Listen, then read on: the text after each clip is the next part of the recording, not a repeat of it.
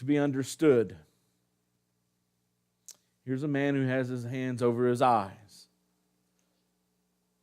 Sad thing is that he's very popular and a lot of people follow Schaeffer's teachings, but they are far from Christian teachings that he claims them to be. His ideas are little more than wishful thinking, unfounded hope, a pile of gobbledygook. Hell doesn't cease to exist simply because Tom, Dick, and Harry doesn't believe in it anymore. It's like a child playing peekaboo with the devil. But when the game is over, the devil wins. These are not alone in their denial. Many otherwise faithful Christians act like hell is a myth too. When Christians are nonchalant about the massive numbers of people marching resolutely to an eternity in hell, we're acting like hell doesn't exist. When Christians are silent about the spiritual dangers of hell, then we're acting like hell does not exist. When Christians are more concerned about saving friendships than saving souls, then we're acting like hell doesn't exist. Now, we're not like Tertullian, one of the early church fathers, who so misunderstood the afterlife that he thought part of the Christian's joy in the afterlife was the opportunity to watch the wicked suffer in hell for eternity. He's dead wrong there. There's not a Christian alive who loves God, who wants to see anyone wind up in hell. God is so loving and God is so compassionate, God is so long-suffering that nobody has an excuse not to obey Him. But God is also holy. And that holiness of God cannot abide sin. Habakkuk 1. You who are of purer eyes than to behold evil. God and evil do not go together. And those who choose a life of evil in defiance to God, even if it's not some malicious intent toward God, it's still defiance to God who has created us and said, I want you with me.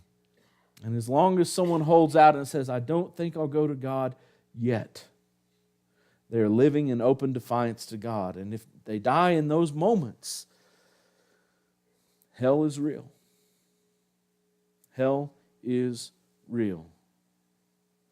Jude puts on the God glasses for us. He allows us to see the world as it burns around us today. And he gives us that challenge to snatch people out of the fire, Jude 23. That's what we're called to do.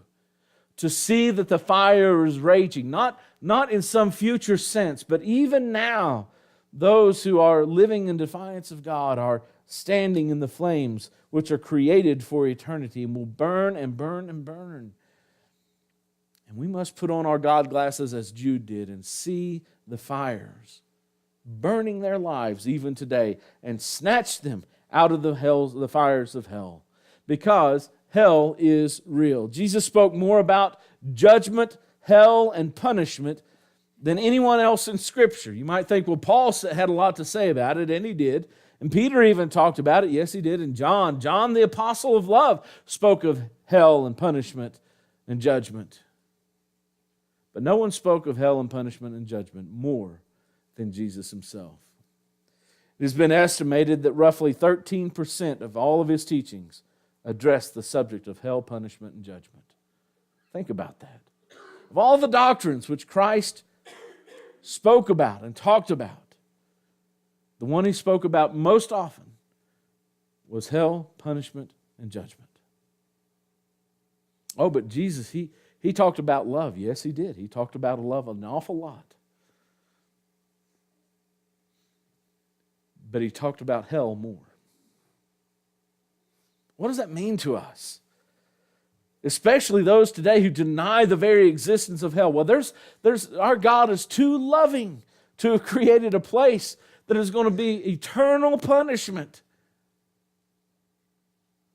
The fact that God does love us and that we abuse ourselves with sin is an affront to that love. It's just like you who love your spouse, you husbands who love your wives, and you're standing in King Super, and someone comes up and just does a 1-2 punch right there in the face of your wife.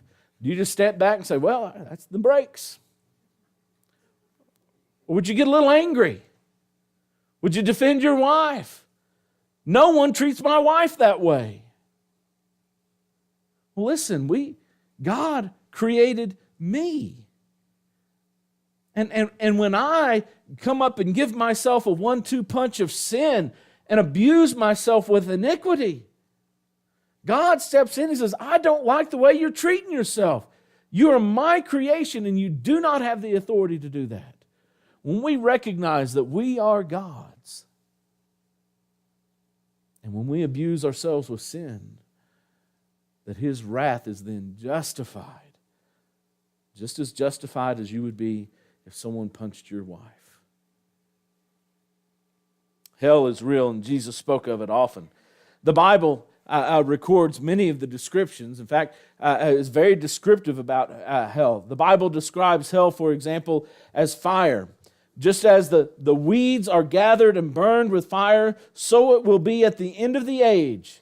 The Son of Man will send His angels, and they will gather out of His kingdom all causes of sin and all lawbreakers and throw them into the fiery furnace. In that place there will be weeping and the gnashing of teeth.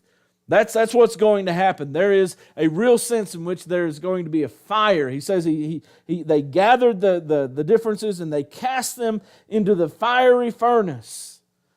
And immediately I think our minds would drift back to the book of Daniel.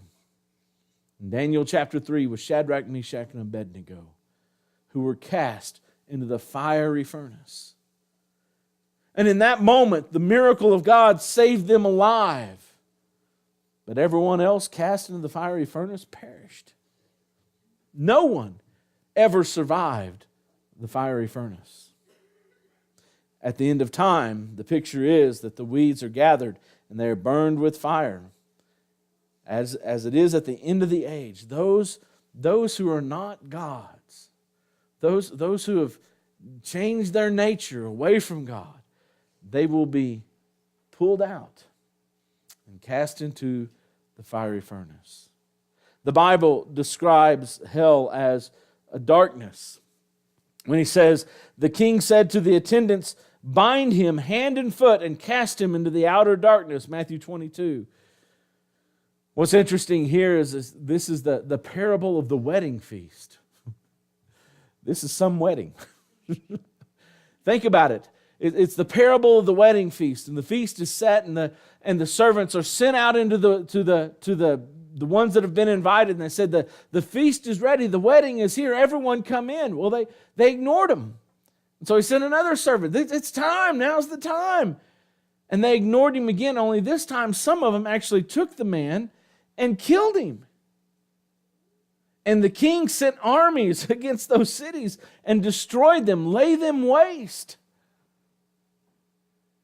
And then he said, anyone who will come is welcome to come. And they showed up, and they're coming in some of them in droves and whatever. They're the ones who actually listened to the invitation of the Son of Man. And they came to the wedding feast. But then there was found a man who was not prepared. He's dressed in the wrong clothes.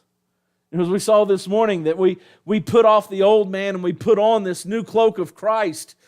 This man was not clothed in the cloak of Christ. And so the king says, take him, bind him hand and foot, and cast him into the outer darkness. In that place there will be the weeping and the gnashing of teeth, for many are called, but few are chosen. Even those who came at the invitation. You don't just come dressed as you are. You come in new clothing. The Bible describes hell as a punishment. In Matthew 25 and verse 46, these will go away into eternal punishment, but the righteous into eternal life. The Bible describes hell as a banishment, that they will suffer the punishment of eternal destruction away from the presence of the Lord and from the glory of His might, 2 Thessalonians 1 and verse 9. We were talking about heaven last week and how heaven ultimately is the very presence of God. That where God is, that is heaven. On the day of judgment, there's going to be a place where God removes His presence away from the presence of God. That's hell. No matter where God is, if I'm there, that's heaven. But if I don't follow God, no matter where God is, I won't be there. That's the great punishment of hell. The Bible describes hell as a restlessness. Revelation 14 and verse 11, and the smoke of their torment goes up forever and ever, and they have no rest, day or night. These worshipers of the beast and its image, and whoever receives the mark of its name. Look, those who are outside of Christ, those who have never received Christ, those who have not obeyed the gospel, and then those that have obeyed the gospel and gone back into the world for some reason. These are the ones who are tormented, where their smoke goes up forever and ever. It never stops. There's never a rest. There's never that time where there's respite from the torments and the torture of hell. Reminded of Luke 16, rich man and Lazarus, as the rich man is in hell or in torments, and he looks up and he says, just send Abraham here, or Lazarus here. Maybe he can just dip his finger in water and put a single drop on my tongue.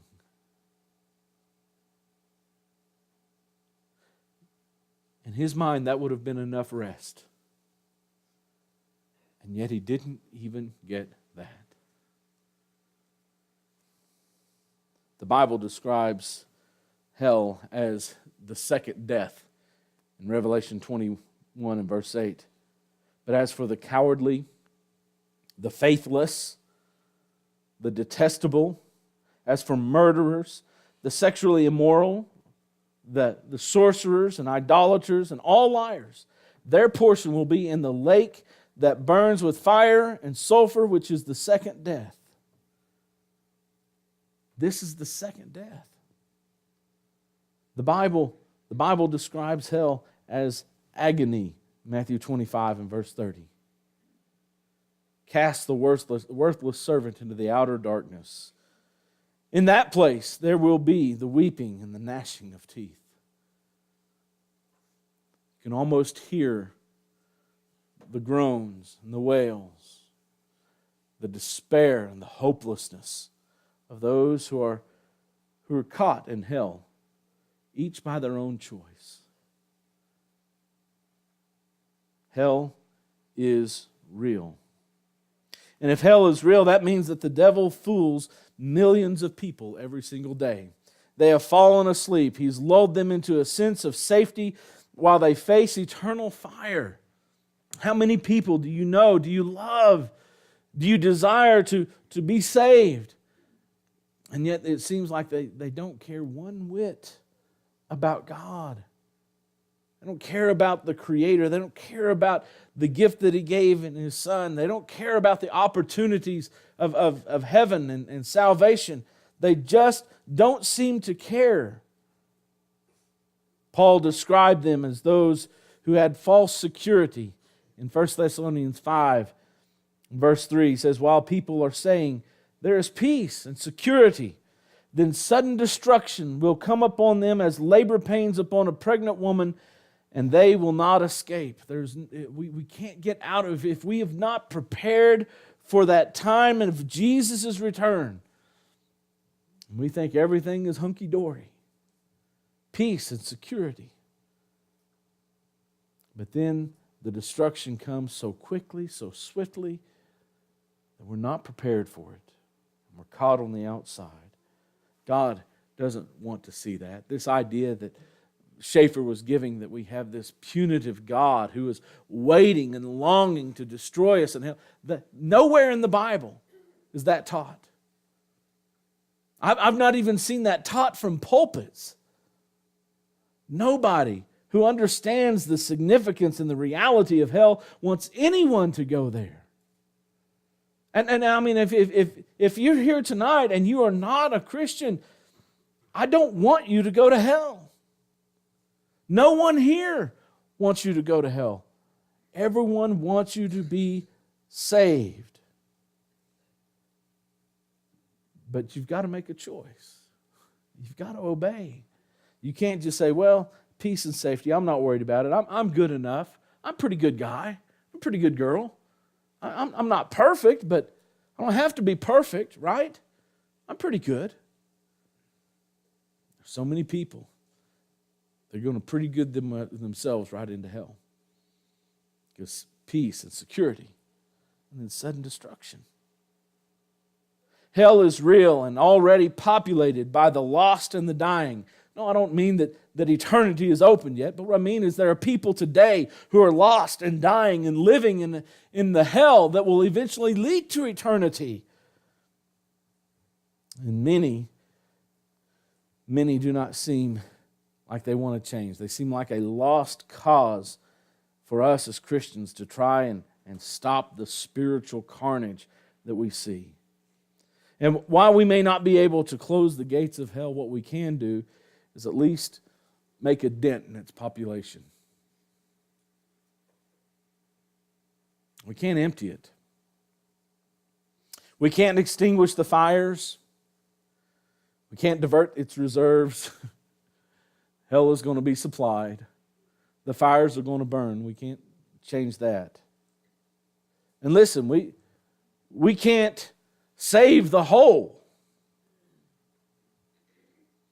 But God didn't ask us to save the whole, did He? He said, just start with one soul. Do you realize the one person you save decreases the population of hell? One person that you teach the gospel and turn from his sin to the grace of God makes a dent in hell. That should be exciting to us. A dent is made in the population of hell with just one single soul at a time. So let's quit playing peekaboo with hell like some child's game and start aggressively changing our actions toward hell. Aggressively start trying to save people, snatching them out of the fire. Together we have the power to spark a revolution in the people who are living for hell right now. We can change their destiny. But it doesn't happen in this building. It doesn't happen in these pews. It happens in dining rooms and living rooms and waiting rooms. It happens in break rooms out there. And it starts with you. The first soul you may save may be your own. And God bless you. If you're not a child of God, then let that be your first recruit. Make the devil angry by allowing yourself to be saved. And then make him angry tomorrow by saving someone else. And the next day, by teaching another. That's the power of God for us. Don't be the dam that blocks the power of God. If tonight you're ready to obey His gospel, all things are ready. If you'll come while we stand and sing.